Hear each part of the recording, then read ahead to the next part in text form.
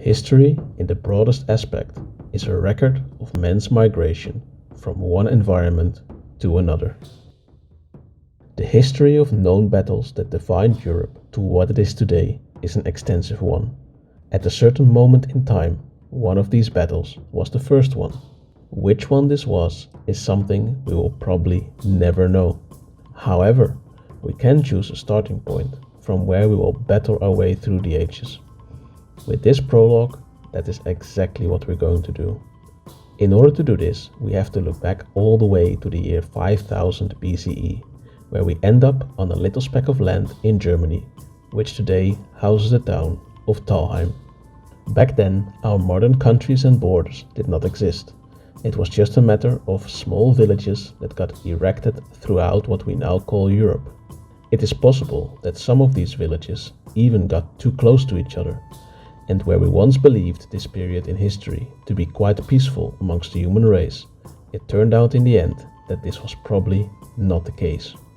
Before we look at what now became known as the Talheim death pits, let us first move to the continent where it all started, and quickly recap how the human race ended up in Europe. It was approximately 60,000 years ago that the humans decided to leave Africa. They made their way through the continent of Asia and all the way into the land we know today as Australia. Somewhere in this same time period, a second group also made their way out of Africa, but their route was a different one. They ended up moving further north and crossed the Red Sea, whereafter they moved into the Middle East as well as Central Asia. It is from this second group that we believe some of the earliest wanderers of the earth entered Europe on the south side through modern-day Russia as well as through Turkey, Greece and Italy. Besides these two entry points, a third way was found through the northern side of Russia, where these survivors of extreme and especially cold living conditions made their way into the modern-day Scandinavian countries. These three entry points into Europe happened about 40,000 years ago, roughly 20,000 years after the first humans started this huge undertaking. In the years that follow outside of Europe, the human race will settle as well within the Americas. By now, the world is populated on every front. However, it will take another 28,000 years before the agricultural revolution starts. Now let's get back to where we started. It is still the year 5000 BCE, and we find ourselves amongst a small community in what was probably a farming village. They live here on a piece of land that we know today as the town of Talheim in Germany. The time of hunting and gathering while moving from one place to another is now a thing of the past, and it has been replaced by settling in a region of your choice. Here you work with the local available resources. Of course, there are still communities who move to different places in order to try their luck somewhere else. This resettling of ever larger growing groups of people is probably what led to local rivalries, which could even end up into all-out warfare. It is a warm summer's day in our farming village, and the inhabitants are out and about on their daily business. Farms need to be taken care of and trees need to be cut, in addition to all other things which are required to keep the community safe and fed. It is then that on the horizon one of the villagers notices something that scares him. A group unbeknown to these locals comes bearing down upon them in an ambush. The villager rushes back into the town in a frenzy, trying to get a weapon to defend from this oncoming onslaught. The few men that were out in the forest are the first to face battle. Fighting ensues as they try to hold off the attack while waiting for others to come to their aid. All the while this happens, a group of unarmed villagers tries to make it back to relative safety as the ambush comes from two sides. Arrows fly through the sky and some of them are hit before they reach their home.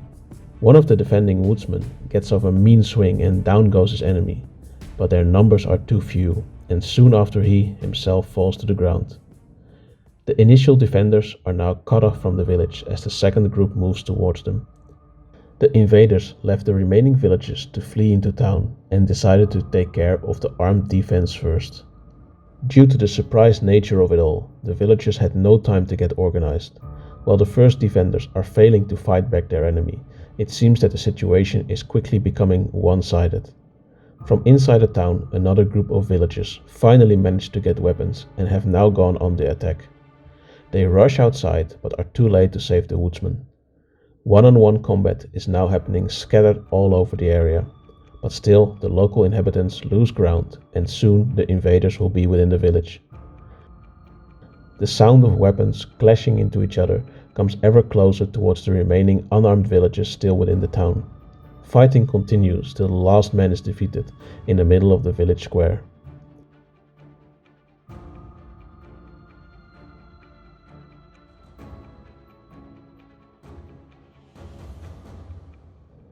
The invaders manage to take these locals by surprise and will take the spoils of the day. They leave with some prisoners and anything else useful. Soon they will be back to inhabit this place for themselves and expand their territory. Is this a 100% accurate depiction of how this battle took place? Probably not. The actual evidence that was found only showed a pit of 26 people that must have lived within this village. However, a couple things can be said with relative certainty. This was probably a battle for resources, or even one to send a message to other tribes in the nearby region.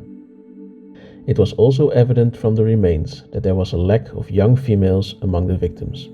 It should therefore be taken into serious consideration that the young women of this community were taken into captive in order to expand and therefore increase the local influence of the invaders. The inhabitants of this village, as well as the invaders, were part of a larger group of people that had settled within a region spanning from modern-day France all the way to what we call today the country of Ukraine. This is commonly referred to as the early Neolithic period, which contained the first farmers in Central Europe. Multiple graves have been found throughout Germany and Austria, showing the same kind of evidence as what was found at Talheim. These findings confirm that, especially near the end of the early Neolithic period, the inhabitants of Central Europe did not always live peaceful lives. Was this battle in Talheim therefore the first one ever in Europe? As stated in the beginning, we will probably never know. However, the details uncovered by the findings in Talheim gave us key information on what warfare was like in this time period, as well as an estimate of when we humans in Europe started to frequently go on the warpath. The human race at war has shaped us to what we are today, but in order to get there, we have a long road ahead of us, where certain influential leaders and well-known empires are not to be left out.